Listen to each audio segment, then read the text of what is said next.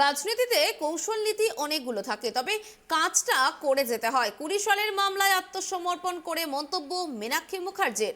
জামিন পেলেন দুই বাম কর্মী। জলপাইগুড়ি জেলা আদালতে আসেন সিপিআইএম এর নেত্রী মীনাক্ষী মুখার্জি সহ শ্রায়নদীপ ঘোষ। উল্লেখ্য, 2020 সালের ফেব্রুয়ারি মাসে দলের যুব সংগঠন ডিওয়াইএফ এর আয়ের ডাকে উত্তরকন্যা অভিযানে অংশগ্রহণ করে নিউ জলপাইগুড়ি থানা এলাকার মীনাক্ষী মুখার্জি সহ মোট 12 জন 144 ধারা অমান্য করেছিলেন তারা। এই অভিযোগে একটি মামলা রুজু করেছিল পুলিশ। সেই মামলায় জলপাইগুড়ি আদালতে আত্মসমর্পণ করেন মীনাক্ষী মুখার্জি, শ্রায়নদীপ ঘোষ। উভয় পক্ষের সওয়াল জবাব শোনার পর জেলা আদালত মীনাক্ষী মুখার্জি এবং শ্রায়নদীপ ঘোষের জামিনের আবেদন মঞ্জুর করেন বলে জানান বিচারপতি।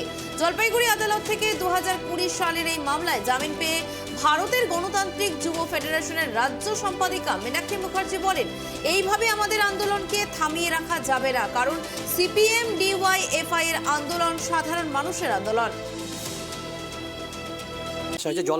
আগে উত্তরকন্যা অভিযান করেছিলাম আমরা চাকরির দাবিতে, চা বাগানে, পাহাড়ে ক্যাম্পেন করে পুলিশের সাথে কথা বলে একটা র্যালি ছিল, আমাদের বিক্ষোভ প্রদর্শন ছিল নির্দিষ্ট কয়েকটা দাবিতে।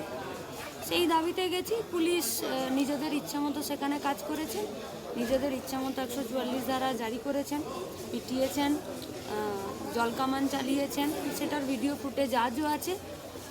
শিলিগুড়ি টাইমস বলে একটা নিউজ চ্যানেল আছে, পোর্টাল, ওইটা দেখলে 2020 সালের 12ই ফেব্রুয়ারি যে কেউ দেখতে পাবে সেদিন ওখানে কি ঘটেছে।